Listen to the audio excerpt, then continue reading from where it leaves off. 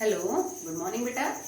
अभी हम लोग 9th क्लास केमिस्ट्री पढ़ रहे हैं। आपका टॉपिक कंटिन्यू ही चल रहा है 3 या 4 दिन से, separating components of a mixture. अगर हमारे पास अलग अलग टाइप के मिक्सचर हों तो उनमें से 2 या 2 से ज्यादा कंपोनेंट्स को हम कैसे अलग करेंगे। 9th क्लास के हिसाब से आपको ऐसे ही मिक्सचर दे रखे हैं जिनमें 2 कंपोनेंट है, पर जहां जहां पॉसिबल हुआ, जैसे सिंपल डिस्टिलेशन में, क्रोमेटोग्राफी में, मैंने आपको ज्यादा एग्जांपल लेके भी समझाया कि मिक्सचर में 3, 4, 5 कंपोनेंट भी हो सकते हैं। पर हाँ, एक बात जरूर है कि जितने कंपोनेंट्स बढ़ते जाएंगे बेटा, कॉम्प्लेक्सिटी बढ़ती जाएगी मेथड की। अगर 2 चीजें हैं उनमें से सेपरेट करना आसान है एक चीज को, 5 में से सबको अलग अलग करना क्वाइट डिफिकल्ट। दैट्स व्हाई कि 9th स्टैंडर्ड के हिसाब से आपको ऐसे ही मिक्सचर दे रखे हैं जिनमें 2-2 कंपोनेंट। ओके, तो लास्ट वीडियो जो हम कर रहे थे उसमें ये था हमारे पास कि अगर आपके पास 2 मिसिबल लिक्विड है जो आपस में बहुत अच्छे से सॉल्युबल हैं, उन्हें आप कैसे सेपरेट करोगे। तो जो टेक्निक हमने यूज की दैट इज डिस्टिलेशन। किस पे बेस्ड की? Difference in the boiling point of the liquid. और मैंने आपको बोला था सिंपल डिस्टिलेशन तब यूज करना जब 2 लिक्विड्स के बॉइलिंग पॉइंट का डिफरेंस 25 डिग्री सेल्सियस या 25 केल्विन से ज्यादा, कम से कम इतना, बाकी ज्यादा तो कितना भी हो सकता है, तो आप इसको यूज कर सकते हो। अब इसी कैटेगरी में एक दूसरी टाइप पढ़ रहे हैं, डिस्टिलेशन में ही एक दूसरा मेथड पढ़ रहे हैं जिसको हम बोलते हैं फ्रैक्शनल डिस्टिलेशन। ये कब यूज करना है? when the boiling point difference between 2 liquids is less than 25 degree Celsius और 25 केल्विन। अगर आप दोनों टेम्परेचर केल्विन में ले रहे हो तो अंतर 25 केल्विन से कम या उतना होना चाहिए। अगर आप डिग्री सेल्सियस में लेते हो 25 डिग्री सेल्सियस डिफरेंस होना चाहिए, ठीक है। इससे या इससे कम का अगर अंतर है 2 लिक्विड्स के बॉइलिंग पॉइंट में, तो आप सिंपल डिस्टिलेशन जो है उसके बजाय हम क्या यूज करेंगे? फ्रैक्शनल डिस्टिलेशन जो है वो यूज करेंगे, ठीक है। फ्रैक्शनल डिस्टिलेशन ज्यादा एफिशिएंट है सिंपल डिस्टिलेशन से। क्यों? क्योंकि यहाँ पे जो लिक्विड्स बॉइलिंग पॉइंट में क्लोज होते हैं उनको एक्यूरेसी के साथ अलग अलग डिस्टिल किया जा सकता है। डिस्टिलेशन प्रोसेस ही यही होता है, किसी लिक्विड को हीट करके उसके वेपर्स में कन्वर्ट करना और वेपर्स को ठंडा कर लेना। दिस प्रोसेस इज डिस्टिलेशन, ठीक है। सिंपल में हमने इसके अलावा और कोई चीज यूज ही नहीं की, बस गर्म किया और ठंडा कर लिया। फ्रैक्शनल डिस्टिलेशन के अंदर हम एक एक्स्ट्रा चीज यूज करते हैं दैट इज फ्रैक्शनेटिंग कॉलम।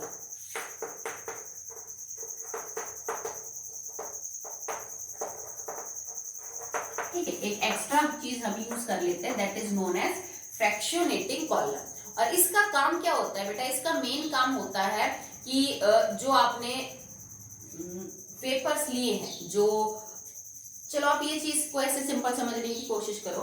मेरे पास एक लिक्विड है ए और बी, इसका बॉइलिंग पॉइंट है 70 डिग्री सेल्सियस और इसका है 60 डिग्री सेल्सियस। दोनों में खाली 10 डिग्री सेल्सियस का फर्क है। मैं एक वही फ्लास्क में लेके डिस्टिलेशन फ्लास्क में दोनों लिक्विड्स को गर्म करती हूँ स्टार्टिंग फ्रॉम 40 डिग्री सेल्सियस।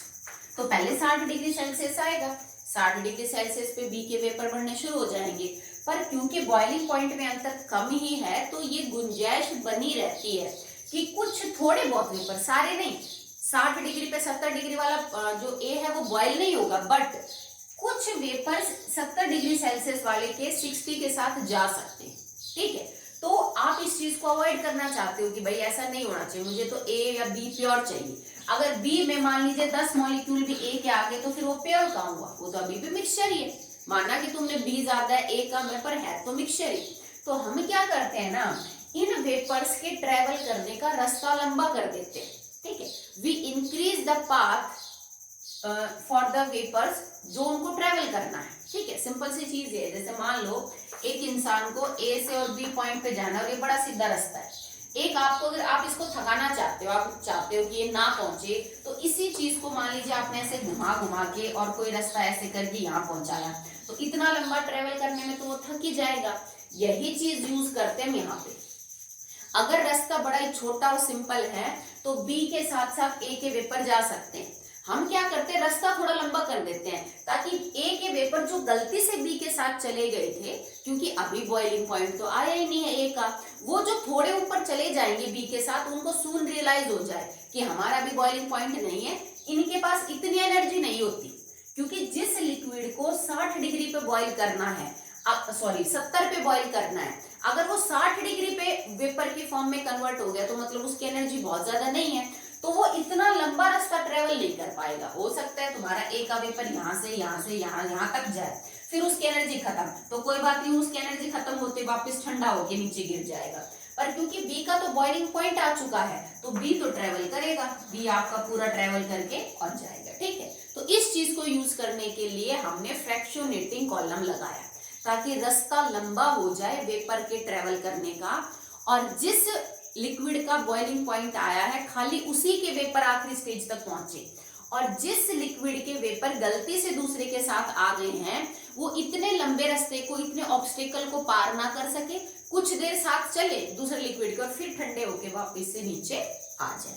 समझे? ठीक है, तो फ्रैक्शनेटिंग कॉलम ऐड किया गया है, दैट्स व्हाई इस प्रोसेस को हम फ्रैक्शनल डिस्टिलेशन बोलते हैं। फ्रैक्शनेटिंग कॉलम के अलग अलग शेप और साइजेस होते हैं, ये एक टाइप का नहीं होता। कोई फ्रैक्शनेटिंग कॉलम ऐसा होता है, मतलब आप अलग अलग शेप और साइज का ले सकते हो डिपेंडिंग अपॉन आपको जो लिक्विड है वो कौन कौन से हैं जो सेपरेट करने हैं। जैसे आप ऐसे भी ले सकते हो, एक ये हो सकता है, देखो अब या तो ये वेपर सीधे जाते हैं, अब ये वेपर थोड़े घूम फिर के इधर उधर होते जाएंगे ना, तो टाइम लंबा हो जाएगा। और भी हो सकता है, जैसे मान लीजिए आप इस तरह का कोई ले लें,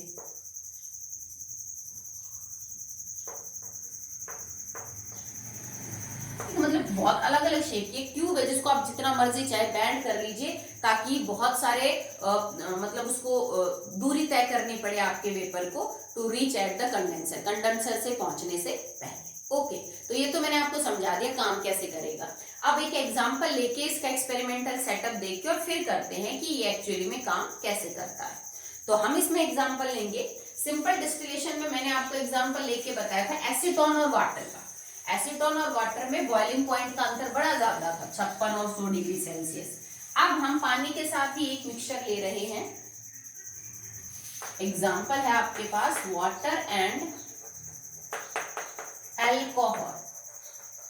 ठीक है, अल्कोहल वैसे बहुत टाइप के होते हैं, बट तुम यहाँ पे सिर्फ अल्कोहल शब्द ही यूज करो, आगे जाके आपको समझ में आएगा कि अल्कोहल तो एक पूरी क्लास है कंपाउंड्स की, कोई सिंपल कंपाउंड नहीं है। ठीक है, तो इसके और इसके बॉइलिंग पॉइंट का जो अंतर है ना, अब वो यहाँ पे 25 डिग्री सेल्सियस से कम है, बिकॉज ये है 78 डिग्री सेल्सियस बॉइलिंग पॉइंट, और पानी का तो आपको पता ही है दैट इज 100 डिग्री सेल्सियस। तो इनके बीच में जो डिफरेंस है ना बेटा, अभी भी वो 25 केल्विन से कम है।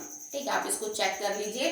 अगर 25 केल्विन से डिफरेंस कम है तो सिंपल डिस्टिलेशन जो है वो टेक्निक यहाँ पे आप यूज कर ही नहीं सकते। Quite simple. चलिए, तो अब अपना एक्सपेरिमेंटल सेटअप देखते हैं काम कैसे करेगा। सबसे पहले हमने वही लिया आपका जो डिस्टिलेशन फ्लास्क है, कॉर्क लगा रखा है ऊपर, नीचे हमने वायर गॉज लगाई,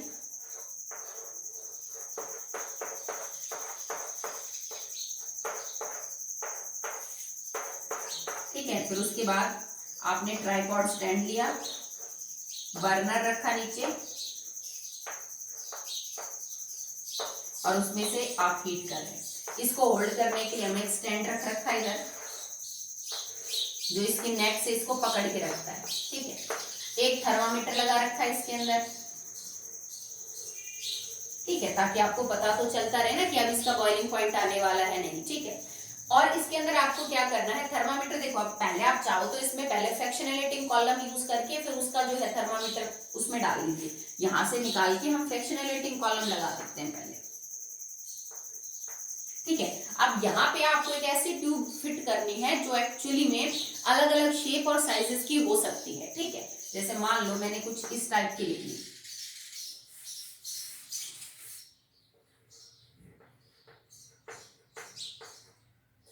ले लो इसको कुछ, ये बहुत लंबी हो सकती है बेटा, इतनी छोटी तो नहीं होगी, हम इसको अभी इतना ही बना रहे हैं। ठीक है, ये ले लिया आपने, एक फ्रैक्शनेटिंग कॉलम लगा दिया। अब क्या करना है आपको कि आपको अब कंडेंसर से इसको जोड़ना है। ठीक है, आप क्या करोगे, यहाँ पे आगे आप थर्मामीटर लगा दीजिए इसमें, कॉर्क है, इसमें आप थर्मामीटर को जो है वो सेट कर दीजिए। उसके बाद हमने कंडेंसर के लिए एक ट्यूब निकाली यहाँ से। ये सब फिक्स होता है, आपको कुछ करना नहीं पड़ता। जो आपको मिलेगा ना, ये जो फ्रैक्शनलेटिंग कॉलम, इसमें सारी ओपनिंग्स होती हैं कंडेंसर से ज्वाइन करने के अलाउंड है, ठीक है। अब हमने इसको कंडेंसर से कनेक्ट किया, ये पानी के डालने के लिए इनलेट और ये बाहर निकालने के लिए आउटलेट, ठीक है। कंडेंसर में पानी होता है चारों तरफ, और कुछ नहीं होता। और आगे जाके फाइनली हमें इसको कलेक्ट करना है in a beaker, in a titration flask, आप जिसमें भी लेना चाहें आप इसको कलेक्ट कर लीजिए, ठीक है। तो देखो बाकी सारा सेटअप वैसा ही है ना, बस ये फ्रैक्शनेटिंग कॉलम हमने और यूज कर लिया। अब करना क्या है आपको, आपने यहाँ पे दो चीजें ले रखी हैं।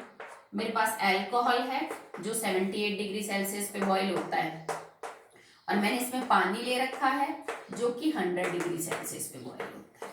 ओके, अब आप जब इसको हीट करोगे, मान लीजिए आप रूम टेम्परेचर से स्टार्ट कर रहे हो, मैंने 25 डिग्री सेल्सियस से हीट करना शुरू किया, तो 25 डिग्री सेल्सियस से जैसे ही 30, 40, 45, 50 कुछ होगा, टेम्परेचर 78 डिग्री सेल्सियस भी आएगा। 78 डिग्री सेल्सियस पे अल्कोहल के वेपर बनने शुरू हो जाएंगे, ठीक है। और अल्कोहल के वेपर बनने जब शुरू हो जाएंगे तो धीरे धीरे वो फ्रैक्शनेटिंग कॉलम की तरफ राइज करेंगे।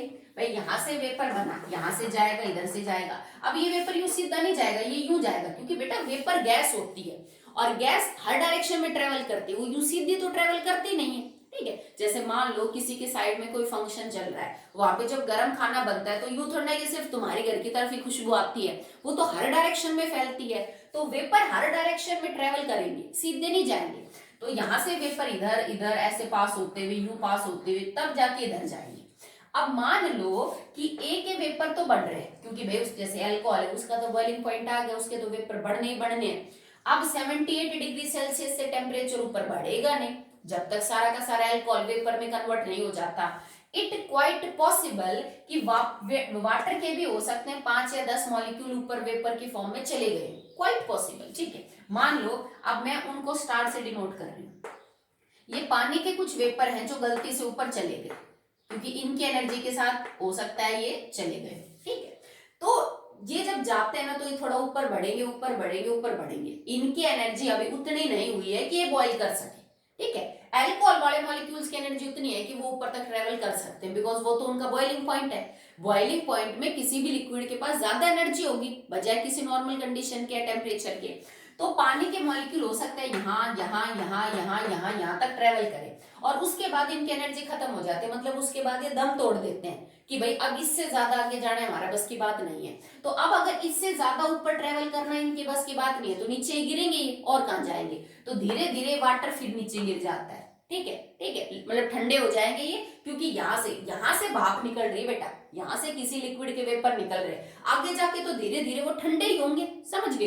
तो यहाँ पहुंचते पहुंचते आगे ये ठंडे हो जाते हैं, फिर वापस लिक्विड में कन्वर्ट हो जाते हैं, फिर पानी के कुछ मॉलिक्यूल भाप बन के उड़ेंगे, फिर नीचे गिर जाएंगे, फिर बढ़े, मतलब ये प्रोसेस चलता रहेगा।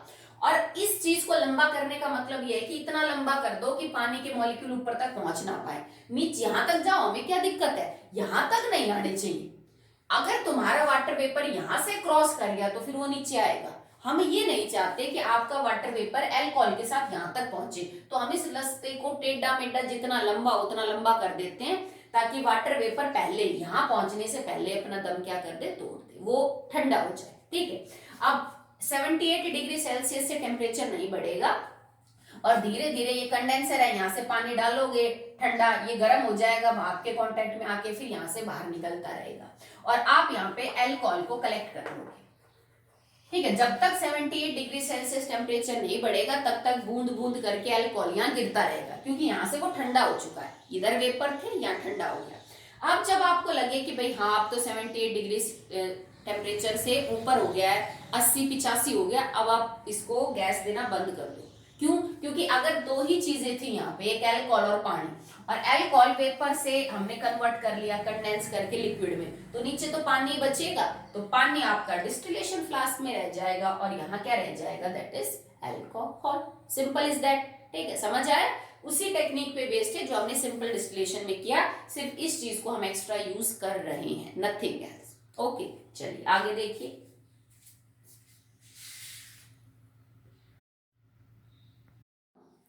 The applications of fractional distillation, जैसे हम हर टेक्निक की एप्लीकेशन पढ़ रहे हैं कि इससे और क्या क्या कर सकते हैं। तो फ्रैक्शनल डिस्टिलेशन से आप क्या क्या कर सकते हो, you can separate different gases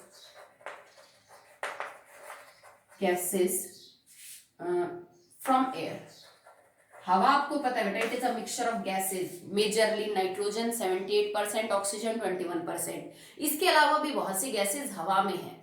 तो हवा में से हर गैस को अलग अलग करना, ऑक्सीजन, नाइट्रोजन, हाइड्रोजन, सबको अलग अलग करने के लिए हम इस टेक्निक को यूज कर सकते हैं। क्यों? क्योंकि हाइड्रोजन, नाइट्रोजन, इन सब का जो बॉइलिंग पॉइंट है ना, उनका जो अंतर है बेटा, वो 25 डिग्री सेल्सियस से कम है। तो सिंपल डिस्टिलेशन तो यूज कर नहीं सकते। अब आप कहोगे कि मैडम हवा है तो लिक्विड तो नहीं है, तो पहले हवा को बेटा ज्यादा प्रेशर लगा के ठंडा करके उसको लिक्विड में कन्वर्ट करते हैं। हवा गैस ही तो है, गैस को तो लिक्विड में कन्वर्ट कर सकते हैं। तो पहले एयर को लिक्विड में कन्वर्ट करके फिर उसका फ्रैक्शनल डिस्टिलेशन हम करते हैं। ठीक है। सेकेंड एप्लीकेशन है इन पेट्रोलियम रिफाइनिंग। इसका क्या मतलब है कि कच्चा तेल आपने अक्सर सुना होगा कि समुद्र के नीचे से हम कच्चा तेल निकालते हैं, वो बहुत ही गाढ़ा ब्लैक कलर का एक लिक्विड होता है। उस कच्चे तेल में बहुत सी चीजें पाई जाती हैं, kerosene, petrol, diesel, wax, gas, बहुत सारी, मतलब वो जो क्रूड ऑयल जिसको हम बोलते हैं कच्चा तेल, उसमें बहुत सारे यूजफुल कंपोनेंट है जो आपस में मिक्स होके, कच्चा तेल एक मिक्सचर है बहुत सारी चीजों का। ठीक है। और वो जो मिक्सचर है ना, उसके अंदर kerosene, petrol, diesel, wax, lubricating oil, बहुत सी चीजें हैं जिनके बॉइलिंग पॉइंट में अंतर काफी कम होता है, 25 केल्विन से तो बहुत कम होता है। ठीक है। तो आपको अगर कच्चे तेल में से पेट्रोल को, डीजल को, कैरोसिन ऑयल को, लुब्रिकेटिंग ऑयल को, नेफ्था को, वैक्स को, इनको सबको अलग अलग करना है, तो आप उस कच्चे तेल का फ्रैक्शनल डिस्टिलेशन कर दो। जिसका बॉइलिंग पॉइंट सबसे कम होगा वो चीज सबसे पहले बाहर आ जाएगी, फिर उससे ज्यादा बाहर आएगा। मतलब यूं करके तुम एक मिक्सचर में से 7-8 चीजें भी बाहर निकाल सकते हो। मैंने कहा था ना कि तुम्हारे लेवल के हिसाब से सिर्फ 2 ही चीजों को सेपरेट करना दे रखा है, नहीं तो जब कच्चा तेल होता है तो उसमें बहुत ज्यादा चीजें होती हैं जिनको अलग अलग किया जाता है। ठीक है। जो पेट्रोलियम रिफाइनरी होती है, रिफाइनरी जिसको हम बोलते हैं, जो फैक्ट्री ये काम करती है उसको हम रिफाइनरी बोलते हैं। तो वहां पे वो फ्रैक्शनल डिस्टिलेशन टेक्निक को यूज करके और कच्चे तेल में से हर कंपोनेंट को बाहर अलग अलग निकालते हैं। ठीक है। Next, we can separate acetone and methyl alcohol. अब देखो, अल्कोहल कई टाइप के होते हैं, ये मिथाइल अल्कोहल होता है CH3OH। एसीटोन तो मैंने आपको बताया ही था, CH3CO CH3। तो अगर आपको एसीटोन और मिथाइल अल्कोहल को सेपरेट करना है तो भी आप ये टेक्निक यूज कर सकते हो, क्योंकि इन दोनों के जो बॉइलिंग पॉइंट में डिफरेंस है वो भी काफी कम है। ठीक है। और इसको हम आराम से सेपरेट कर सकते हैं बाय यूजिंग फ्रैक्शनल डिस्टिलेशन। इन तीनों में से ये एप्लीकेशन है, अब हम इसको डिटेल में डिस्कस करेंगे कि हवा में से आप अलग अलग गैस को कैसे बाहर निकाल सकते हो by using fractionating column and fractional distillation. ठीक है, चलो अब इसको देखिए।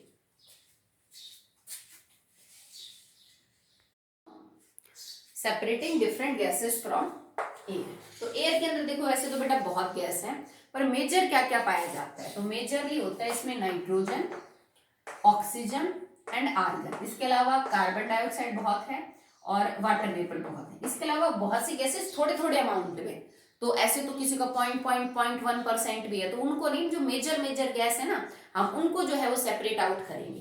तो नाइट्रोजन का जो बॉइलिंग पॉइंट है दैट इज 196 डिग्री सेल्सियस, और मैंने यहाँ पे माइनस लगाया है। माइनस का क्या मतलब होता है वो मैं अभी आपको समझाऊंगी। ये 186 डिग्री सेल्सियस है, again it is in the minus. Oxygen is -183 degree Celsius. ठीक है। पानी का तो आपको पता ही है, दैट इज 0 डिग्री सेल्सियस। जो कार्बन डाइऑक्साइड का उसका है, उसका -78 डिग्री सेल्सियस। किसी का बॉइलिंग पॉइंट माइनस में भी हो सकता है। ठीक है। पानी के बॉइलिंग पॉइंट की बात नहीं कर रहे, मैंने पानी का यहाँ पे जो 0 डिग्री टेम्परेचर लिया, दैट इज मेल्टिंग पॉइंट और फ्रीजिंग पॉइंट। ठीक है। माइनस का क्या मतलब है, देखो बेटा, आपके पास अगर कोई सब्सटेंस यहाँ पे फिलहाल लिक्विड कंडीशन में है, जैसे मान लो एक सब्सटेंस है जो 25 डिग्री सेल्सियस पे ए है, वो लिक्विड कंडीशन में है, तो जाहिर सी बात है जब मैं उसको गर्म करूंगी तभी तो उसके वेपर बनेंगे, तभी तो वो बॉयल होगा। तो ए का जो बॉइलिंग पॉइंट है वो 25 डिग्री सेल्सियस से ज्यादा मिलेगा, क्लियरली है। ठीक है। अगर आपके पास कोई गैस है तो गैस से लिक्विड बनता है, लिक्विड से देन सॉलिड बनता है। अगर ऑलरेडी रूम टेम्परेचर पे तुम्हारे पास कोई चीज गैस है, ठीक है, तो बॉइलिंग पॉइंट तो बेटा लिक्विड का होता है। इस गैस को पहले मुझे लिक्विड में कन्वर्ट करना पड़ेगा। तो देखो 25 डिग्री सेल्सियस पे ये चीज गैस है, ओके। अब अपने फर्स्ट चैप्टर में क्या पढ़ा था कि अगर आप गैस को लिक्विड में कन्वर्ट करना चाहते हो तो आपको क्या करना पड़ेगा बेटा, कि जो लिक्विड में कन्वर्ट करने के लिए temperature should be low and pressure should be high, ठीक है। तो अब मैंने इस 25 डिग्री सेल्सियस से गैस को ठंडा करना शुरू किया और मान लीजिए कि मुझे इसको -50 डिग्री तक ठंडा करना पड़ा इस गैस को, तब जाके लिक्विड में कन्वर्ट हुई, ठीक है। अभी लिक्विड में आपने इसको बॉटल में फ्रिज में बंद कर रखा है, इतना कम टेम्परेचर, और -50 डिग्री पे जाके लिक्विड में कन्वर्ट हुई। अब अगर मैं तुमसे ये कहूं बेटा इस गैस का बॉइलिंग पॉइंट बताओ मेरे को, तो तुम कहोगे मैडम मैंने गैस को पहले लिक्विड में कन्वर्ट किया -50 डिग्री सेल्सियस पे। अब -50 डिग्री सेल्सियस पे ही ये लिक्विड में कन्वर्ट हुई है। इससे जरा सा भी टेम्परेचर अगर मान लीजिए ऊपर होता तो ये लिक्विड में कन्वर्ट नहीं होती। इससे जरा सा ऊपर टेम्परेचर 49 डिग्री सेल्सियस होगा। अब अगर आप मैथमेटिकली देखो तो -50 से तो -49 बड़ा है, मतलब ये गैस -49 डिग्री सेल्सियस पे भी लिक्विड में कन्वर्ट नहीं हुई, ये सिर्फ -50 पे हो सकती है। तो -50 एक्चुअली में इसका बॉइलिंग पॉइंट भी हुआ कि इससे जरा सा भी आपने ज्यादा ले लिया तो ये वेपर में कन्वर्ट हो जाएगा। भाई अगर मैं टेम्परेचर ये ले लूं 49.5 डिग्री सेल्सियस, तो इसमें ये गैस लिक्विड में कन्वर्ट नहीं होगी, नहीं होगी ना, ठीक है। तो ये इसका एक्चुअली में बॉइलिंग पॉइंट भी तो है कि 50 डिग्री सेल्सियस आपने ले रखा है लिक्विड, और इससे जरा सा मैंने इसको ऊपर कर दिया। मैंने इसको टेम्परेचर ऊपर करने का मतलब -51 मत कर देना, -51 तो इससे कम हो जाएगा, ठीक है। जरा सा ऊपर का मतलब है मैंने 49.5 भी कर दिया तो ये वेपर में कन्वर्ट हो जाएगा, क्योंकि इससे नीचे तो ये गैस ही है, ठीक है। अगर तुमने टेम्परेचर 49.8 डिग्री सेल्सियस भी किया तो भी इसके वेपर बन जाएंगे। तो हम कहेंगे ना कि भाई 50 डिग्री सेल्सियस से ऊपर टेम्परेचर करते ये वेपर में कन्वर्ट हो जाएगा।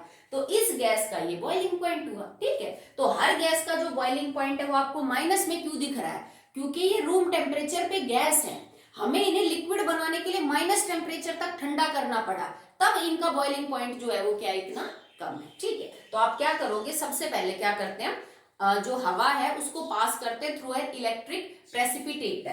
फर्स्ट ऑफ ऑल हवा जिसमें ये सारी चीजें मौजूद है, हम उसको पास करेंगे थ्रू एन इलेक्ट्रिक प्रेसिपिटेटर।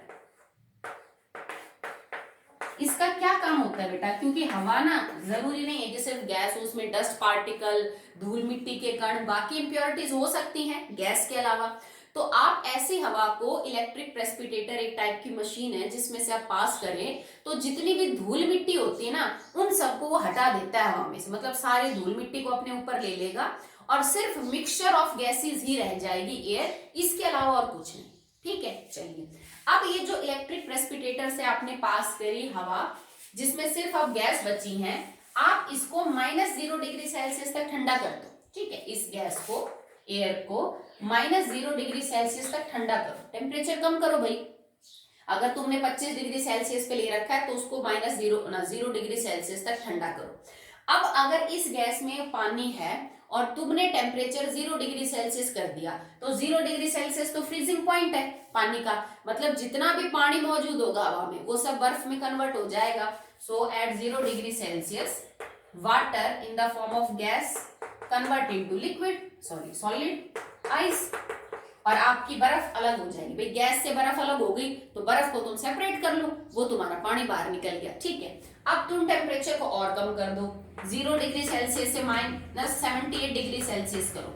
तो 78 डिग्री सेल्सियस किसका है, कार्बन डाइऑक्साइड का है। बेटा मैं धीरे धीरे टेम्परेचर कम कर रही हूँ, 25 डिग्री से 0 से -78, तो -78 के ऊपर जो CO2 है वो लिक्विड में कन्वर्ट करना जो है वो आपका क्या कर जाएगी, स्टार्ट कर जाएगी, separate out as, no actually gas है ना, सॉलिड, ठीक है। तो यहाँ पे जो कार्बन डाइऑक्साइड है वो -78 डिग्री सेल्सियस के ऊपर सॉलिड में कन्वर्ट हो जाएगी। याद है आपको सॉलिड CO2, जिसको हम ड्राई आइस भी बोलते हैं, ये बिल्कुल सूखी बर्फ की तरह दिखती है। सूखी क्यों, दिखने में बर्फ जैसी है पर तुम्हारे हाथ गीले नहीं होंगे जब आप इसको हाथ लगाओगे, तो बर्फ से तो हाथ गीले होते हैं, तो आप इसको ड्राई आइस बोलेंगे। मतलब 0 डिग्री सेल्सियस पे पानी बर्फ की फॉर्म में बाहर हो गया, -78 डिग्री सेल्सियस के ऊपर जो carbon, now after separating carbon dioxide and water in the form of solid, हम अब आते हैं आपके तीन मेन गैसेस के ऊपर। अब अगर आप इनमें चेक करें तो नाइट्रोजन का जो बॉइलिंग पॉइंट है that is lowest and argon का कितना है, highest. One second, sorry highest oxygen का हाईएस्ट है out of these three, minus लगा हुआ है दैट्स व्हाई मैंने, क्योंकि मैथमेटिकली ये सबसे बड़ा है और ये सबसे छोटा है। अब आपने टेम्परेचर अभी फिलहाल -78 डिग्री सेल्सियस तक रखा हुआ है, कार्बन डाइऑक्साइड इस पे सॉलिड में बाहर हो गई। अब आप इसका टेम्परेचर और कम कर दीजिए और मान लीजिए आपने टेम्परेचर -210 डिग्री सेल्सियस तक कम कर दिया, ठंडा कर रहे हो, गैस को ठंडा किया, प्रेशर हाई अप्लाई किया और आपने टेम्परेचर इतना अटेन कर लिया। इस टेम्परेचर तक अब जितने भी ये तीन कंपोनेंट आपके पास बचे, ये तीनों लिक्विड कंडीशन के अंदर है, क्योंकि आपने गैस को किस में कन्वर्ट कर रखा है, भी लिक्विड में, ये भी लिक्विड, ये भी लिक्विड और ये भी लिक्विड। अब आपके पास एक ऐसा मिक्सचर आ गया जिसको आप A + B + C कह लो या फिर नाइट्रोजन, ऑक्सीजन और आर्गन कह लो, ठीक है। अगर आप ये चीज लैब में नहीं करते हो, क्योंकि ये बहुत बड़े पैमाने पे किए जाते हैं फैक्ट्री में, तो इसके लिए बड़े बड़े अपरेटस, बड़े बड़े चैम्बर हम यूज करते हैं, ठीक है। मैं तो आपको समझाने के लिए बता रही हूँ। अब -210 डिग्री टेम्परेचर तक तुमने अटेन कर लिया। अब आप इस मिक्सचर को हीट करना शुरू करो धीरे धीरे, वही फ्रैक्शनल कॉलम और वो सारा सेटअप करके इस मिक्सचर को आप थोड़ा सा गर्म करना शुरू करो। अब क्योंकि टेम्परेचर तो बहुत ही कम है, तो जैसे तो आप हीट करोगे टेम्परेचर बढ़ना शुरू होगा, और -210 से बढ़ने का मतलब क्या है, टेम्परेचर -209, -208, -207 ऐसे बढ़ेगा। समझ रहे हो ना आप इस बात को, कि 210 के बाद 208, 9 यूं करके जाएगा आपका 200, फिर 190, फिर यूं ऐसे। तो जब मैं -210 से हीट करूंगी तो इन तीनों में से सबसे पहले कौन सा टेम्परेचर आएगा, -196, ठीक है। क्योंकि देखो 7 आया, फिर 206, फिर 205, फिर 204, 203, 202, 201 और उसके बाद सीधा आपका आ जाएगा क्या, दैट इज 200 के बाद फिर 199, 198, 197 एंड 196 आ जाएगा। समझ रहे हो? तो 196 और ये सारा माइनस में चल रहा है बेटा। 196 डिग्री सेल्सियस जब माइनस का आएगा तो अब ये नाइट्रोजन का बॉइलिंग पॉइंट आ चुका, और इस कंडीशन पे नाइट्रोजन के वेपर बनने शुरू हो जाएंगे। टेम्परेचर बढ़ेगा नहीं जब तक आपका नाइट्रोजन पूरा वेपर में कन्वर्ट हो नहीं जाता, और ये 78% होती है हवा में, बहुत ज्यादा है, तो काफी लंबे टाइम तक यही वेपर में कन्वर्ट होती रहेगी। कंडेंसर लगा के वेपर को हम ठंडा कर लेंगे, ठीक है। अब जब तक सारी नाइट्रोजन बाहर निकलेगी तब तक टेम्परेचर बढ़ेगा नहीं, फिर कुछ टाइम बाद टेम्परेचर बढ़ना शुरू होगा, मतलब सारी नाइट्रोजन बाहर निकल चुकी, आप उस बीकर को वहां से या चैम्बर को हटा लो, वहां से दूसरा लगा दो। अब 196 के बाद किसका नंबर आएगा, 186 का, ठीक है। अब आर्गन के वेपर बनने शुरू हो जाएंगे, आप उसको कंडेंस कर लो। फिर इसके बाद किसका नंबर आएगा, ऑक्सीजन का, तो अब आप ऑक्सीजन को सेपरेट कर लो। तो इस टेक्निक को यूज करके हम नाइट्रोजन, ऑक्सीजन और आर्गन इन तीनों को सेपरेट कर सकते हैं। जैसा कि आपको नजर आ रहा है बॉइलिंग पॉइंट में अंतर काफी कम है, 3 डिग्री का, 10 डिग्री का, तो हमें जो फ्रैक्शनल डिस्टिलेशन है वो टेक्निक जो है वो यूज करनी पड़ेगी, ठीक है। तो सबसे पहले कौन बाहर निकलता है, नाइट्रोजन, क्योंकि उसका बॉइलिंग पॉइंट सबसे कम है। सबसे बाद में कौन बाहर निकलेगा, ऑक्सीजन, क्योंकि उसका बॉइलिंग पॉइंट इन तीनों मेजर कंपोनेंट में क्या है बेटा, सबसे ज्यादा है, ठीक है। चलिए अब एक बार इसका जो इंडस्ट्रियल सेटअप है कि बड़ी बड़ी फैक्ट्रीज इस टेक्निक को यूज करके कैसे ऑक्सीजन और नाइट्रोजन बनाती हैं, क्योंकि ऑक्सीजन बहुत इंपॉर्टेंट है। जैसे ऑक्सीजन सिलेंडर्स में यूज करने के लिए, तो हवा से सस्ता क्या हो सकता है ऑक्सीजन बनाने के लिए। नाइट्रोजन भी बहुत काम की चीज है, एसी में, रेफ्रिजरेटर में, खाद वगैरह बनाने में नाइट्रोजन बहुत चाहिए हमें, तो उसके लिए भी हम हवा को ले लेते हैं, सबसे आसान और सस्ता तरीका है। तो बड़ी बड़ी फैक्ट्री इस टेक्निक को यूज करके हवा में से नाइट्रोजन और ऑक्सीजन को बाहर निकालते हैं, ठीक। Here it is the you समझ लीजिए आपकी इंडस्ट्रियल वाइज सेटअप है, किस तरह से आप हवा में से नाइट्रोजन ऑक्सीजन को बाहर निकाल सकते हैं। सबसे पहले हम यहाँ से हवा को पास करते हैं, जो हवा ऑलरेडी हम फिल्टर कर चुके हैं। फिल्टर करने का मेरा मतलब है कि जिसको हम इलेक्ट्रिक प्रेसिपिटेटर से गुजार के उसमें से डस्ट वगैरह इंप्योरिटीज को हटा चुके हैं, उस हवा को हम यहाँ से पास करेंगे, ठीक है। तो सबसे पहले ये जो आपको चीज नजर आ रही है बेटा, ये कंप्रेसर होता है, ठीक है। This is a compressor. अब कंप्रेसर क्या काम करता है, तुमने सुना भी होगा कि एसी के अंदर, फ्रिज के अंदर जो है वो कंप्रेसर होते हैं जो गैस को कंप्रेस करने का काम करते हैं। तो ये वो चैम्बर है जिसने यहाँ से आने वाली एयर को बहुत ही हाई प्रेशर के ऊपर, बहुत हाई प्रेशर होता है, हाई प्रेशर के ऊपर कंप्रेस कर दिया। ठीक है, अब यहां से जो हवा निकलेगी ना वो थोड़ी गर्म निकलेगी, हॉट एयर होगी। ठीक है, आपने इतना ज्यादा उसको कंप्रेस किया तो it may slightly gets heat up. आपको ये जो गर्म हवा है इसको ठंडा करना है, तो हम क्या करते हैं, यहां से पानी डालते हैं। ये कंडेंसर का काम कर रहा है बेटा आपका। हम यहाँ से ठंडा पानी डाल लेंगे क्योंकि ये गर्म हवा इधर आ रही है, फिर इधर आएगी, तो चारों तरफ हवा गर्म है, पानी ठंडा है, तो पानी अपनी ठंडक से हवा को ठंडा करेगा, पर इसकी गर्मी पानी को मिल जाएगी। तो यहां से हम ठंडा पानी डाल लेंगे और इधर से फाइनली आपका जो गर्म पानी है वो बाहर, यहां से हॉट वाटर बाहर निकलेगा। तभी तो हमें लगातार सप्लाई करना है ऊपर से ठंडा पानी, क्योंकि गर्म होता रहेगा फिर वो। और यहाँ से हम कोल्ड वाटर डालेंगे जिसका काम है इस गर्म हवा को ठंडी करना, क्योंकि यहाँ पे हमने प्रेशर लगा के इसको बहुत ही मतलब पास लिया है हम मॉलिक्यूल्स को। अब यहाँ पे हम इसको और ठंडा कर रहे हैं। हाई प्रेशर और टेम्परेचर कम करके ही तो किसी गैस को लिक्विड में कन्वर्ट किया जा सकता है। ठीक है, अब यहाँ से जो है ना वो ठंडी हवा बाहर निकलेगी, कोल्ड कंप्रेस्ड एयर। जिस हवा को आपने कंप्रेस कर दिया है और जिसको आपने ठंडा कर दिया है वो एयर यहां से जो है वो बाहर निकलेगी। ठीक है, अब ये एक सेपरेटर है।